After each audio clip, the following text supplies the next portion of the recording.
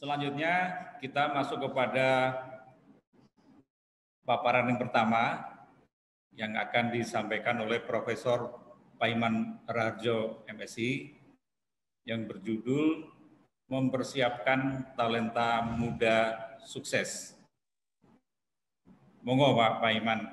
Terima kasih Pak Asdep, yang kami hormati Pak Rektor, Pak Menteri, Pak Deputi, dan para pejabat di Kemenpora, Bapak dosen, Ibu dosen, dan terutama yang saya cintai, adik-adik mahasiswa, dan juga peserta webinar pada pagi hari ini. Izinkan saya untuk memaparkan tentang yaitu mempersiapkan talenta muda ya untuk sukses dan mandiri di dalam berwirausaha. Masuk aja kok. Nah, seperti yang disampaikan oleh Pak Menteri tadi, bahwa salah satu program prioritas yaitu pemberdayaan pemuda menjadi kreatif, inovatif, mandiri, dan berdaya saing serta menumbuhkan semangat kewirausahaan. Nah, saudara sekalian, saya dalam kesempatan ini ingin memberi semangat saja. Paparan saya paling hanya sekitar 5 lembar aja intinya. Nah, kalau kita lihat posisi dunia wirausaha saat ini, ya, bahwa kewirausahaan di Indonesia ini sebagai pengaman perekonomian negara. Kemudian kalau kita lihat juga pertumbuhannya semakin menguat. Nah, ini gregetnya ini sekarang ini apalagi adanya pandemi COVID-19 ini, pertumbuhannya semakin menguat, terutama UKM-UKM. Kemudian ketersediaan teknologi informasi dan digital. Nah, ini yang memudahkan di dalam untuk membantu membangun sebuah usaha atau kewirausahaan. Nah, yang keempat adalah tumbuhnya usaha kecil menengah. Nah, ini sudah mungkin atas 1.000 ya untuk UKM-UKM ini. Oleh karena itu di dalam posisi kondisi kewirausahaan di Indonesia saat ini, maka dibutuhkan yaitu banyak darah pemuda atau semangat pemuda dan talenta baru untuk memperkokoh fondasi ekonomi nasional. Jadi kami mengharapkan setelah nanti kita mendapatkan materi dari beberapa narasumber nanti, kita memiliki semangat. Jangan sampai kita menunggu untuk bisa bekerja disediakan oleh pemerintah ataupun swasta. Tetapi kita membangun diri kita untuk bisa membuat usaha sehingga kita bisa membantu orang lain untuk bekerja. Nah ini. Nah, saya melihat bahwa kondisi saat ini kita mungkin bingung ya, terutama generasi muda yang belum memiliki pengalaman untuk bisnis ya. Nah, terkadang bingung memulainya seperti apa. Nah, sehingga ada ini analisis saya, tidak mau untuk memulai, tidak bisa, dan tidak tahu caranya seperti apa. Nah, oleh karena itu, gimana kita bisa menciptakan sebuah peluang? Nah, yang pertama mari mulai bermimpi. Nah, bermimpi untuk kita bisa berwirausaha. Mari mulai jatuh cinta pada peluang bisnis, ya. Mari mulai belajar bisnis dan mari mulai kita berani ya mengambil risiko, ya. Mari ambil peluang bisnis yang ada, ya. Sehingga kita akan berhasil. Nah, jadi semangat ini yang harus kita tanamkan pada jiwa kita, sehingga kita ini bisa memiliki peluang-peluang yang ada. Nah, bagaimana langkahnya? Ya. Langkahnya adalah cintai apa yang ingin Anda lakukan. Apa saja. Lakukan selangkah demi selangkah, belajar dari orang lain, menimba ilmu ataupun pengalaman dari orang-orang yang sudah sukses duluan dari kita, kemudian fokuskan pikiran pada tujuan. Ya, jadi kita ingin apa misalkan? Oh, saya ingin sukses berternak lele, berternak nila, dan sebagainya. Nah, fokus. Jangan disambi-sambi dengan yang lain. Kemudian percaya diri. Lekatkan percaya diri bahwa kita akan bisa berhasil. Kita harus berprinsip orang lain aja bisa, kenapa kita tidak bisa? Nah, kemudian tidak ada kata terlambat. Bisa dimulai kapan saja, ya, di dalam rangka kita untuk melakukan yaitu kewirausahaan. Kemudian berani merealisasikan. Nah, jadi jangan hanya membuat rencana, tetapi berani mengeksekusi, berani merencanakan.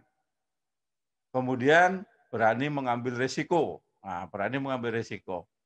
Buatlah perencanaan yang cermat, matang. Hitung-hitungnya, kalkulasinya yang betul-betul cermat, matang. Kemudian bangunlah tim. Nah, bangunlah tim kerja yang solid dan bisa bekerja sama. Tentunya di Kemenpora itu kan ada pendamping. Nah, nanti juga bisa bekerja sama. Seandainya saudara nanti terpilih mendapatkan bantuan dari Kemenpora, nah nanti harus bisa bekerja sama tuh dengan pendampingnya. Kemudian bangkitkan keberanian berinovasi. Nah, tadi di dalam program prioritas kedua Kemenpora tadi kan memberdayakan pemuda menjadi kreatif, inovatif, mandiri, dan berdaya saing, serta menumbuhkan semangat kewirausahaan. Nah, kemudian kerja keras dan tekun. Nah, ini modal ya, kerja keras dan tekun. Kemudian bangunlah reputasi dan kepercayaan bisnis Anda. Nah, kalau kita sudah punya usaha, punya bisnis, bangun reputasi kita, kepercayaan kita. Nah, kelemahan saat ini kan kadang-kadang kalau kita sudah memiliki kepercayaan, dikurangi mutunya, dinaikkan harganya, dan sebagainya. Nah, ini karakter rata-rata ya bisnis pemula itu seperti itu kelemahannya. Nah, oleh karena itu jangan sampai terjadi begitu. Bangunlah reputasi dan kepercayaan usaha Anda. Nah, apa sebenarnya ciri pribadi yang bisa sukses? Nah, saya kira kita semua bisa belajar dengan orang-orang yang sudah sukses duluan. Yang pertama, tidak banyak tergantung pada orang lain. Nah, bahkan atau patah jangan pernah percaya pada orang lain, tetapi perlu kerjasama dengan orang lain. Nggak bisa kita hidup sendiri ya sebagai makhluk sosial. Nah, jadi pribadi untuk bisa sukses adalah tidak banyak tergantung, mandiri. Kalau perlu tidak usah tergantung dengan saudara, pinjam dan sebagainya. Nanti kalau kita berhasil, oh itu karena saya, nggak enak juga kalau kita gitu. Nah, memiliki rasa tanggung jawab yang tinggi. Nah, jadi kita harus tanggung jawab. Nah, apa yang kita ingin mulai, apa yang kita ingin rencanakan, nah itu harus kita bisa bertanggung jawab.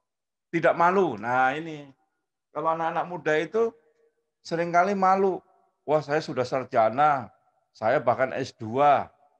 Masa saya jualan gorengan, masa saya jualan bakso, masa saya buka mie ayam gitu. Nah, sekarang kita harus bisa menghilangkan rasa malu itu, ya. Yang penting prinsip kita adalah halal dan bisa bermanfaat untuk banyak orang. Nah, kalau kita punya usaha kan eh, bisa menyerap tenaga kerja. Nah, itu bagian kita ikut, yaitu mendukung keadilan sosial bagi seluruh rakyat Indonesia. Jadi kita jangan pernah hanya berharap untuk bisa jadi pegawai di belakang meja.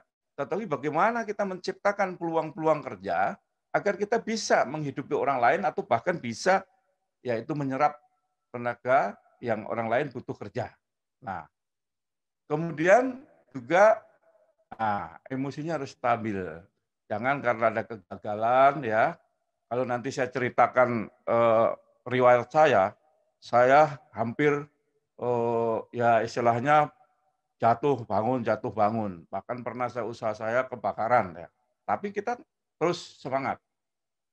Kalau kita cepat emosi kita karena ini terus marah, kemudian terus kita ya udahlah nggak usah usaha lah gitu. Jadi memang ada sebuah putaran roda waktu, terkadang kita jatuh, terkadang kita bangun, terkadang kita meningkat. Itulah di dalam situasi bisnis. Kemudian berdoa, usaha boleh. Memang manusia itu ya kita diwajibkan untuk ikhtiar, berusaha, ya kan? Tetapi juga harus berdoa, ya. Harus memohon pertolongan agar berhasil. Oleh siapa? Oleh Tuhan kita. ya. Nah, berdasarkan keyakinan kita masing-masing tentunya ya. Kemudian berani tampil pada situasi kondisi apapun. Nah, jadi kondisi apapun kita, situasi seperti ini jangan kita terus patah semangat, sudahlah saya kalau memang kondisi begini udah mati aja lah. Nah, nggak boleh begitu. Situasi seperti ini harus berani tampil, kondisi apapun. Ya, makanya tadi berani mengambil risiko. Kemudian disiplin. Nah, ini juga salah satu sikap yang harus kita miliki, disiplin. Ya, kalau pepatah orang Jawa itu, nak bangun pagi-pagi supaya rezekinya nggak dipatok ayam. Jadi disiplin. Kalau memang waktunya jam sekian harus sudah mulai, ya usaha kita harus dimulai. Jangan sampai ada pelanggan kita datang, kita belum buka. Nah, karena nggak disiplin, maka nanti akan pergi ke lain ya, menjadi pelanggan usaha lain. Nah, kemudian kerja keras.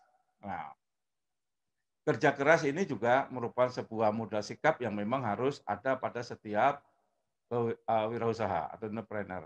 Nah, kerja keras ini tanpa didasari dengan strategi, memanage waktu, dan efektivitas percuma saja. Banyak kan orang yang bekerja siang malam nggak ada ini, tetapi ya kalau di dalam smart work itu adalah nggak cukup bekerja keras, tetapi harus ada strategi, memanage waktu, dan juga ada target capaian yang jelas.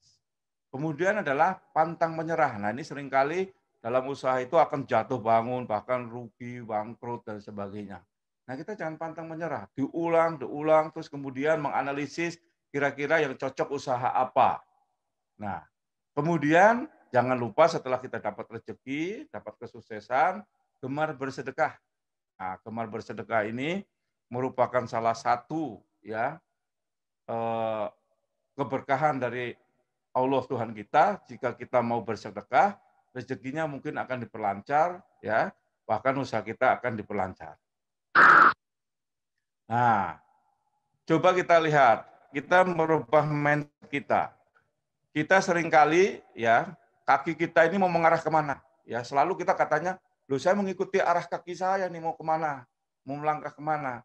Tetapi mari rubah mindset kita. Bukan kaki kita yang menggerakkan kita, tapi pikiran kita.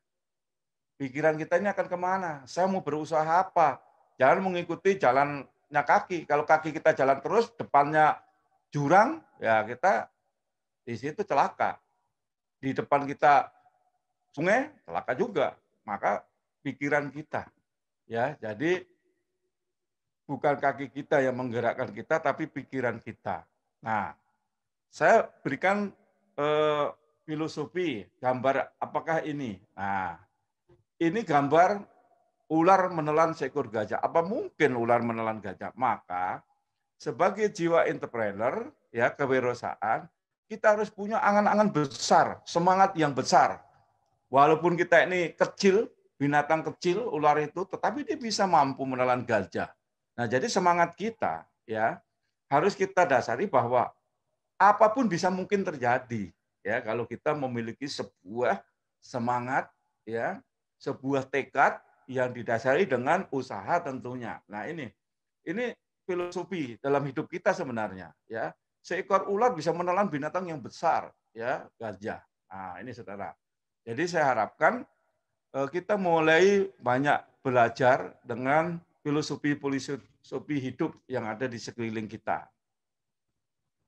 Nah, saudara-saudara, para mahasiswa, peserta webinar pada siang ini, mulailah usaha dengan memanfaatkan apa yang ada di sekeliling Anda. Tidak usah malu tadi, ya, apapun kita lakukan, peluang yang ada, jangan sampai hidup kita serasa di penjara, karena kita merasa hidup kita susah dan miskin. Nah, coba, kalau kita di penjara rasanya bergerak aja susah, makan harus nunggu jatah, ya kan? Mau ke kencing juga, ke toilet juga antri dan sebagainya, ibaratnya kita selalu terkekang. Nah, maka supaya kita tidak serasa di penjara, marilah kita memulai usaha dengan memanfaatkan apa yang ada di sekeliling kita. Apa saja. Nanti saya berikan contoh saat saya dulu sebagai LMK, saya bina ke ibu-ibu PKK, Karang Taruna, nanti saya kasihkan contoh-contoh. Nah, ini salah satu para pemuda yang bisa memanfaatkan peluang. Ini saya contoh saja. Ini saat saya dulu melatih anak-anak muda sama ibu-ibu PKK, ya. Situasi seperti ini tepat kita membuat usaha yang memang ada di sekeliling kita. Nah, kita bisa menggunakan drum plastik, ini modal nggak banyak, bisa ditaruh di pojokan rumah atau bisa dibikin di loteng kita, di loteng rumah kita dan sebagainya. Nah, ini bisa ternak lele, bisa ternak nila, ya, dan sebagainya. Nah, ini peluang yang bisa kita lakukan, ya. Jadi banyak sekali, ya kan. Terus kemudian, nah, ini yang sederhana sekali. Nah, kita pakai plastik atau terpal, ya, kita bentuk kotak, ya, dengan bambu-bambu, ya. Kemudian ini sangat sederhana ini. Ini yang saya ajarkan, ya. Bahkan saya membuat dulu ke ibu PKK itu sarlon, ya, sayuran di dalam peralon, karena di wilayah Jakarta ini kan sempit kan, maka saya buat setiap rumah harus punya tanaman, maka bikin peralon dibelah, dikasih tanah, kemudian ditanamin sayur-sayuran ataupun bunga-bunga dan sebagainya. Nah, ini sangat sederhana sekali. Ini paling juga nggak nyampe 100.000 modal, ya. Jadi sangat sederhana sekali. Jadi jika kita punya kemauan, kita bisa melakukan apa saja, ya. Karena di sekeliling kita ini banyak peluang. Yang penting kita cerdas dan juga melihat peluang. Nah, ini yang juga, nah ini sayuran dalam peralon nih dibuat ini udah banyak orang-orang yang melakukan.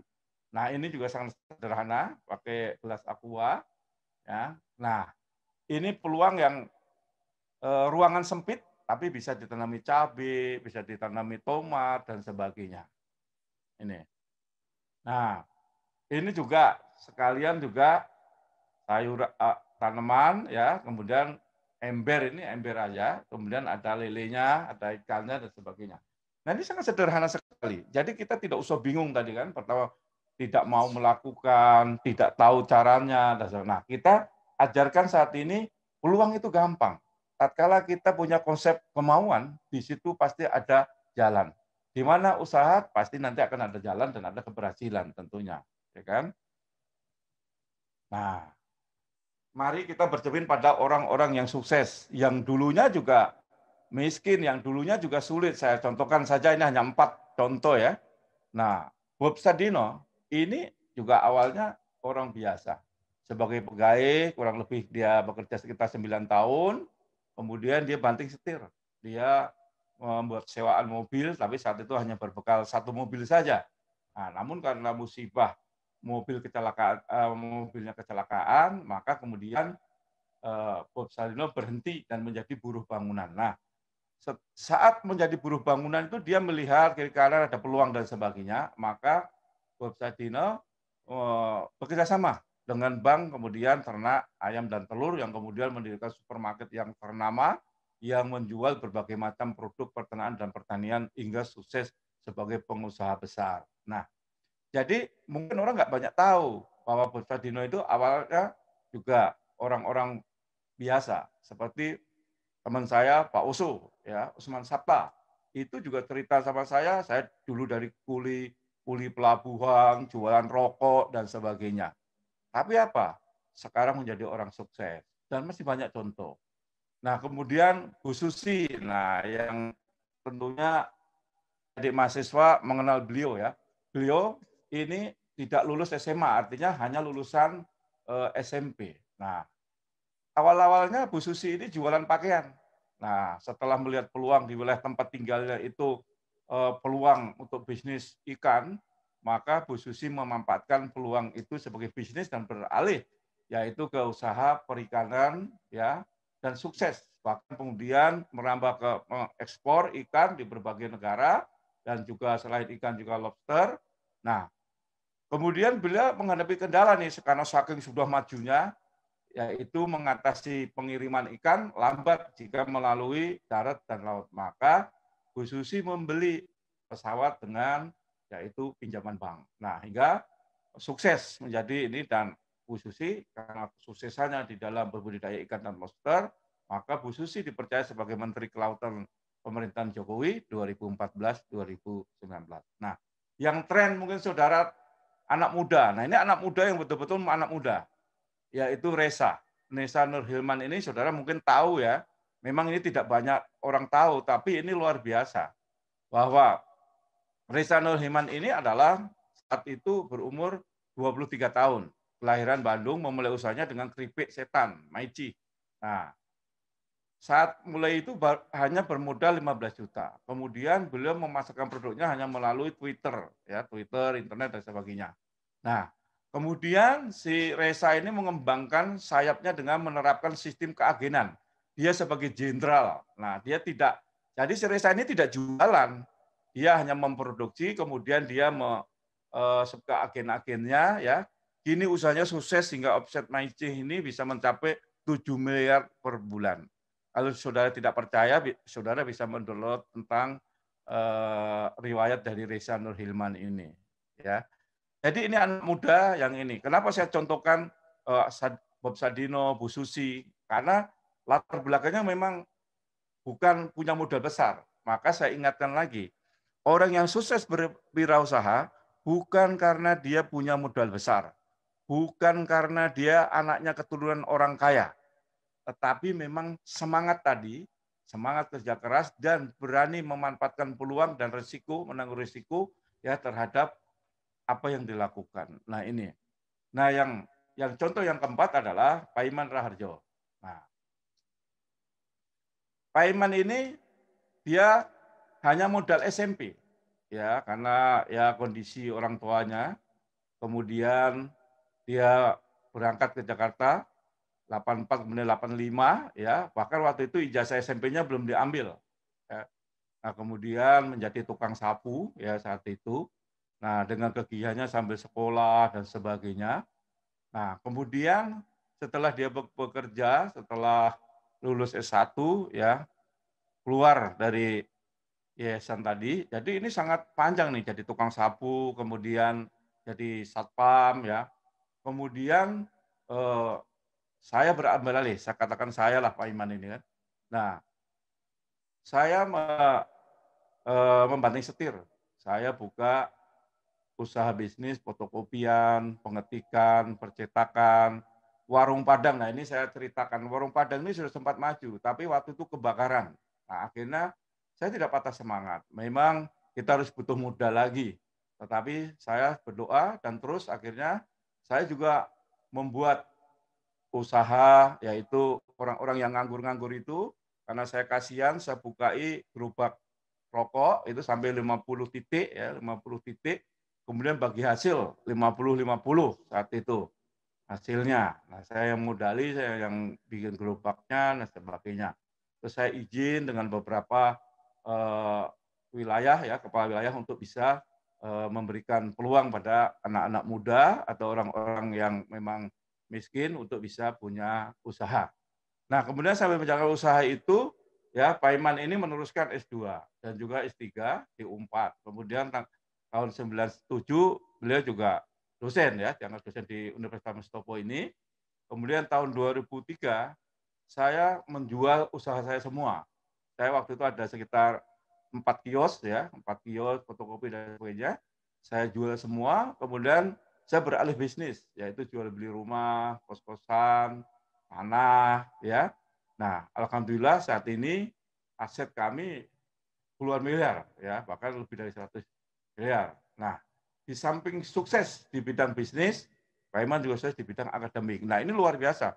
Ini kalau kita semangat, buktinya bisa juga nyambi usaha, bisa sekolah, bisa ini. Bayangkan kapan tidurnya. Nah, inilah tatkala kita punya semangat, nggak akan mustahil Tuhan itu akan mengangkat derajat kita. Maka saya berikan konsepnya bagaimana kita usaha keras, nggak cukup usaha keras, ya kan? Tetapi kita harus bisa melihat kondisi situasi klien kita. Maka kita harus peduli kasih, yaitu kita harus bersedekah kepada sesama. Itu yang akan memberikan sebuah keberkahan dalam usaha kita. Kalau kita punya rezeki kemudian tidak mau berbagi, ya bisa-bisa nanti bangkrut ataupun apa. Maka inilah yang pengalaman saya. Jadi saya berbicara ini, saya punya pengalaman. Pengalaman bahkan dari nol, hanya modal SMP. Bayangkan ya, SMP itu masih umur berapa waktu itu? umur 15 tahun berapa waktu itu. Tapi saya berhenti 2 tahun baru melanjutkan SMA. Nah, ini karir sehingga di dalam akademik saya bisa mencapai guru besar. Tidak mudah juga mencapai guru besar. Kalau guru besar ini ibaratnya kalau di tentara itu bintang 4. Jadi tidak semua prajurit itu ataupun tentara itu bisa sampai bintang 4. Nah, ini salah satu beberapa contoh ya, ada 4 contoh. Tadi ada Bob Sadino, ada Bu Susi, ada Reza, dan ada Pak Paiman saya sendiri. Nah, ini kisah nyata saya ya, sebagai tukang sapu, kemudian sebagai tukang kebun. Nah, ini saya saat itu sambil jualan batik keluarga ya, batik keluarga. Dari tahun 86 keluarga saya memang punya produksi batik, baik batik tulis ataupun batik cetak ya. Sutra juga ada. Nah, ini contoh warung rokok yang dulu kita kembangkan ya. Kemudian ini nasi kucing wedang jahe yang kita pernah kembangkan. Nah, ini dulu baksonya saya kasih nama Pondok Bakso Mie Ayam Pak Iman Solo. Nah, ini dulu ya kita lakukan. Terus, nah ini keripik kulit siang nih. Bayangkan aja, situasi seperti itu istri saya ikut untuk ya ini dulu saya melatih untuk ibu-ibu PKK ya, jadi keripik kulit pisang karena saya waktu ke Lampung melihat peluang banyak kulit pisang ya, banyak kulit pisang, kemudian saya belajar ya dari internet, kemudian saya praktekkan dan memang waktu itu menjadi tren ya sehingga di kelurahan saya waktu itu dapat juara waktu itu.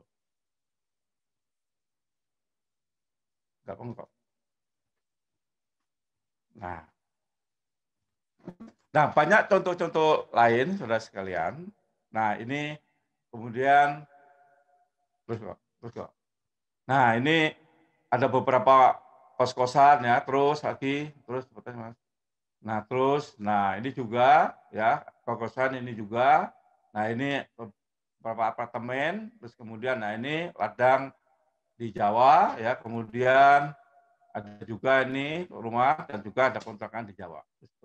Nah, saudara-saudara sekalian, adik-adikku mahasiswa tercinta dan para peserta webinar pada siang hari ini, bahwa contoh kesuksesan di atas menggambarkan bahwa banyak peluang sebenarnya yang bisa kita lakukan untuk menjadi sukses. Walaupun, saya tekankan, walaupun kita ini bukan siapa-siapa, satu. Walaupun kita ini tidak punya modal, walaupun kita ini bukan anaknya orang kaya.